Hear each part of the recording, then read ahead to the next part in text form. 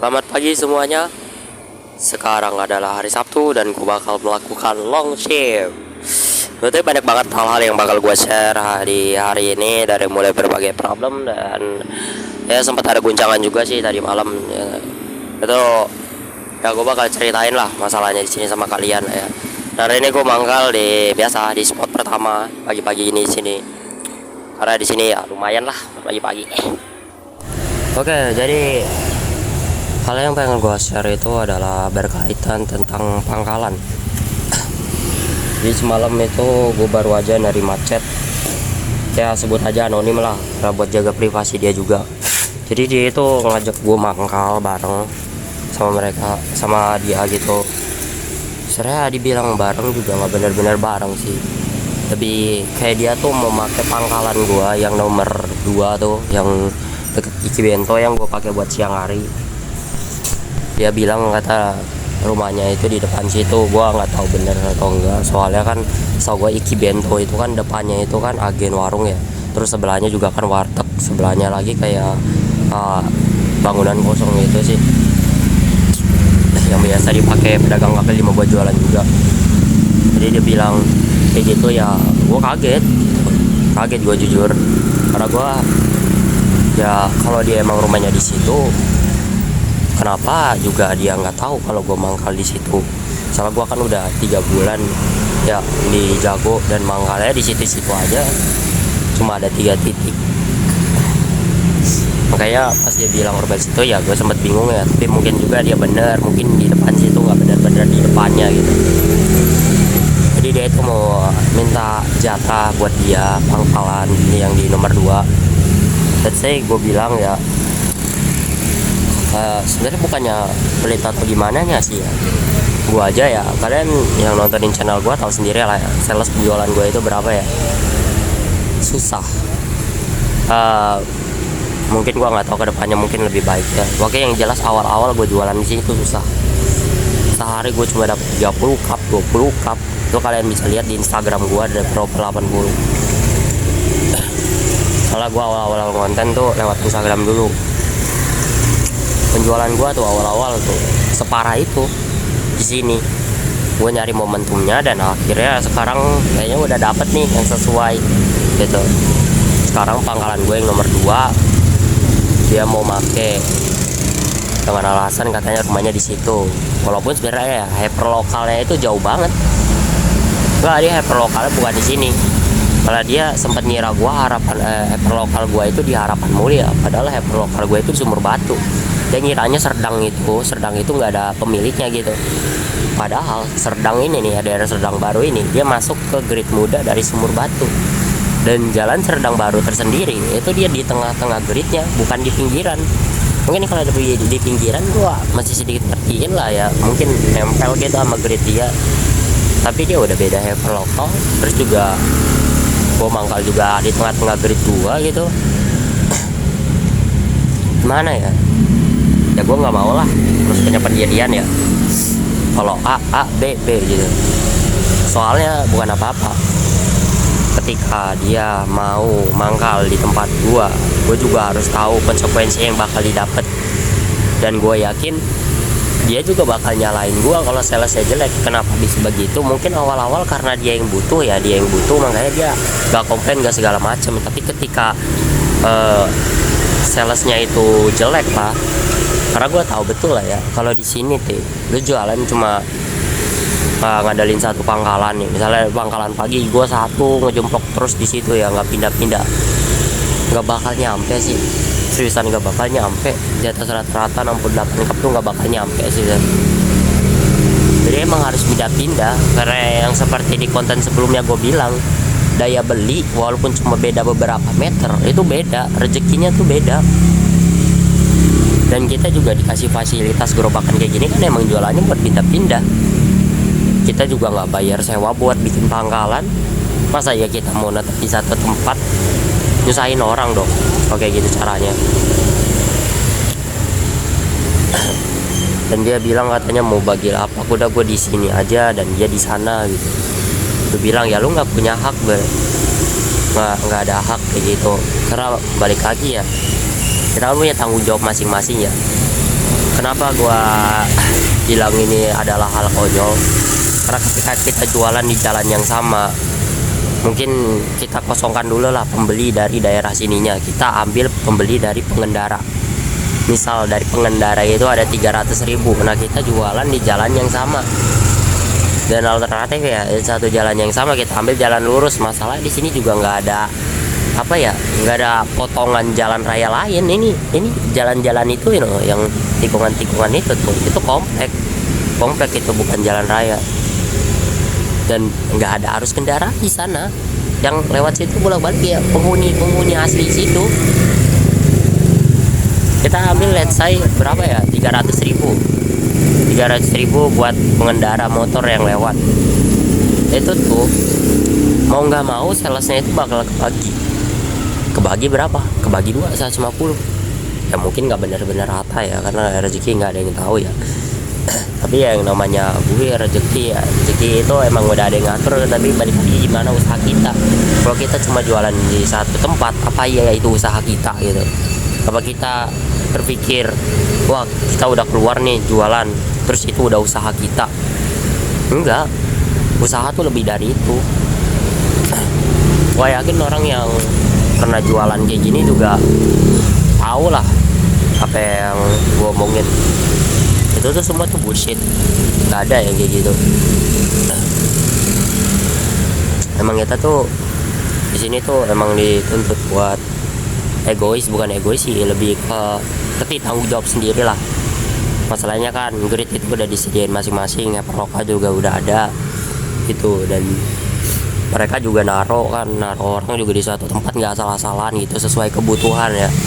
Ya kalau lu main di lokal orang ya lu ngacauin peraturan itu atasan udah capek-capek ya kan bikinin lu tempat gitu lokal, lu ditaruh di daerah sini karena emang ada kebutuhan, tapi lu malah main di lokal lain yang nggak ada kebutuhan di situ.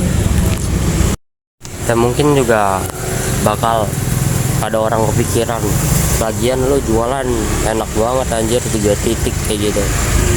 Mungkin bakal ada orang yang ngomong kayak gitu ya. Tapi sebenarnya ya gua itu cukup mikirin teman-teman yang lain. Kenapa? Karena walaupun gue jualan di 3 titik, gue cuma ngambil satu jalan Serdang Baru doang. Gue nggak ada tuh ngambil 3 titik minda-minda lokal kayak yang lain. Anak-anak lain yang gue perhatiin banyak tuh, mereka keluar lokal, bikin pangkalan di luar lokal mereka, ya kan. Terus klaim di situ lapak mereka, padahal mereka beda lokalnya di situ. Selesai kecampur, aneh. Harusnya daya beli di sini besar, tapi kenapa bisa kecil? Karena yang nempatin anak hyperlocal lain. Semua ada laporannya. Penjualan sales dari hyperlocal ini berapa? Penjualan sales dari hyperlocal ini berapa? Nggak, datanya nggak sesuai, nggak valid. Kenapa ya? Karena mereka jualannya kayak gitu. Makanya gue sebenarnya sempat ada rasa kesel sih yang kata sistem overgrid itu dimatiin. Karena gue pikir kenapa dimatiin? Itu salah satu bentuk perlindungan kita. Kenapa? Biar agak ada kayak gini nih main senggol-senggolan. Kan nggak lucu, maksudnya nggak lucu gitu. Sama-sama orang kerja di tempat yang sama gitu, terus gara-gara masalahnya nggak terselesaikan gitu, diomongin baik-baik nggak paham, jadi ribut di lapangan. Ya kalau orangnya sabar, kalau orang yang nggak sabaran kan nggak semua orang sama gitu. Makanya lu pikir ya, mau di tempat tuh sales jelek, mau tempat tuh di sales bagus, sabar aja, konsisten. Kita nggak ada yang tahu, barangkali lu pertama kali jualan di situ tempatnya sepi, mungkin hari kedua, hari ketiga bisa aja rame. Kenapa? Karena orang-orang belum tahu, belum paham nih, masih penasaran gitu, penasaran nyoba ya akhirnya suka. Kayak di sini aja jualannya meningkat. Awal-awal gue jualan sini boro-boro nyampe target 30-40 cup aja susah banget. Ya itulah tadi saran dari aku. Jadi ya tolong kalian ya kalau kerja kayak gini juga nih mulai dari diri sendiri ya. Masalahnya ya hal kayak gini itu nggak bakalan ada kalau orang-orang nggak pada ngelakuin. Dimulai dari diri kalian aja, jualannya jangan barengan, tolong. nggak usah jauh-jauh banget juga sih, terserah ya, asal beda jalan aja sih, cukup beda jalan udah, nggak lebih, nggak minta lebih, udah beda jalan orang nggak bakal marah-marah. Beda jalan nggak harus sesuai SOP, mungkin SOP 1 km ya atau berapa, beda-beda lah tiap brand. Beda jalan aja, beda jalan udah bagus sebenarnya.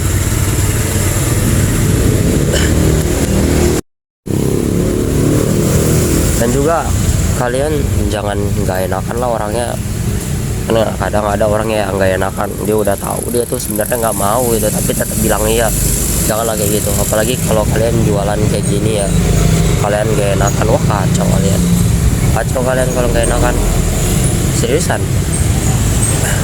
Kalau kalian orang yang gak enakan, kalian tuh nggak cocok kerja kayak gini. Gua ngerasa itu enggak, gua bakal bilang serius. Kalau orang yang gak enakan, hampir di semua pekerjaan kalian itu nggak cocok, seriusan. Gua ngerasa nggak enak kalian. Kalian itu harus bisa bedain mana baik yang benar, mana baik yang membawa malapetaka. Oke, thank you ya. Kita lanjut lagi nanti di sesi siang. Hari ini baru kejual 10 cup. Salah. Maksudnya dari tadi baru kejual 10 cup gitu. Gua mau fokus jualan dulu. Halo guys semuanya. Jadi sekarang adalah shift kan pangkalan kedua, maksudnya pangkalan kedua gua, dan sekarang itu sekitar jam 10-an, jam 10 siang. Dan gue juga tadi sempat restock dulu ke depot gitu, karena gue niatnya mau long shift 100 cup target gue, walaupun sekarang mendung. Tapi gue pikir ya, mau mendung atau gimana pun rezeki tetap lancar mudah-mudahan ya. Karena jujur meskipun hujan lagi deras-derasnya, ada aja anonim yang membeli kopi Ji. Oke, itu aja. Dan semoga nggak ada kejadian aneh-aneh lah di pangkalan gue ini, karena kan semalam habis rebutan gitu kan sama anak baru itu. Pokoknya tiba-tiba dia spawn terus bawa keluarganya gitu kan, jadi repot ya. Gue harap nggak ada aneh-aneh lah kayak gitu. Sebenarnya gue itu sedikit penasaran sama omongan dia yang bilang katanya rumahnya itu persis depan Ikibento Serdang. Soalnya kalau kalian lihat di sini, ya gue bakal ngunci kart gue dulu. Kita jalan. Dan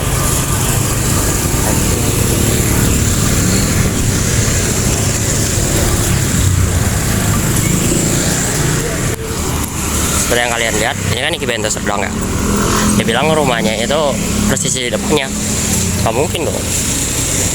Kalau ngomongin persis di depannya, yang kepikiran sama gue agen warung ini.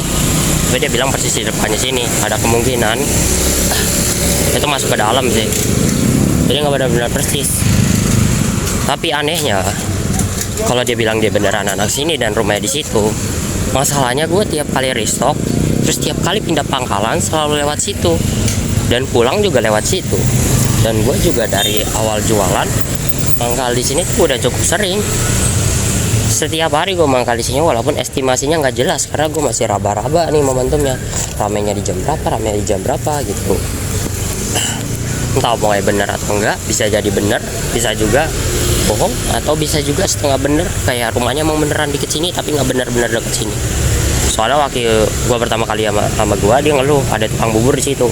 Kalau dia beneran ada anak sini, harusnya dia tahu dong kalau tukang bubur itu sering jualan di sini. Soalnya gue udah sering ketemu tukang bubur itu, kayak gitu sih. Hai, jadi sekarang adalah shift ketiga gue, shift ketiga kan. Aduh, salah mulu ngomong. Ya, sekarang itu adalah bisa dibilang pangkalan ketiga. Ini pangkalan ketiga gue, dekat untuk servisasi mobil dan depan semen 3 roda. Dan ya, gue habis juga restock lagi tadi ya. Sekarang baru kejual 75 cup. Target gue 100 cup karena gue ngambil long shift. Dan kalau nggak nyampe 100 cup, gue bakal marah. Tapi marah doang sih. Habis itu udah normal lagi. Mudah-mudahan sampai 100 cup aku akan menunggu customerku. Mudah-mudahan masih pada inget ya, ada jago di sini. Soalnya gue cuma jadiin tempat ini buat opsional doang. Mungkin gak bakal rame kayak biasanya, tapi mudah-mudahan masih rame. Amin. Ayolah, 25 cup lagi. Menegosiamos. Oh ayolah, tinggal sedikit lagi. Moreno questo muera. Muera. Orea. 俺は勝ちたいんだ。俺は自分自身で勝ちたい。最後のカップ。誰かお願い。俺にこう引っ張ってくれ。よっしゃー、俺の勝ちだ。最後のカーブはakhirnya sudah 100 cup ya, karena gue takut banget kalau nggak 100 cup itu gue nggak bisa dapat tag M cuy. Gue nggak bisa dapat tag M, sebentar tag M gue tuh udah habis. Jadi mau nggak mau tuh gue harus 100 cup hari ini gitu. Kalau nggak mau gue harus beli tag M sendiri di toko plastik. Aduh, itu nyebelin banget sih. Alhamdulillah dapat 100 cup akhirnya tag M. Gue bisa ngambil tag M hari ini. Yatta, ore no kachi da. Watashi wa bagimonno da. Alhamdulillah penjualannya sudah berakhir dengan sekian teman-teman. Alhamdulillah ya, aku jadi bisa ngambil 2 tag M. This so amazing. Dan ini asik uang kembalian. Bagus ini, banyak recehnya. Good job. Thank you yang udah nonton ya.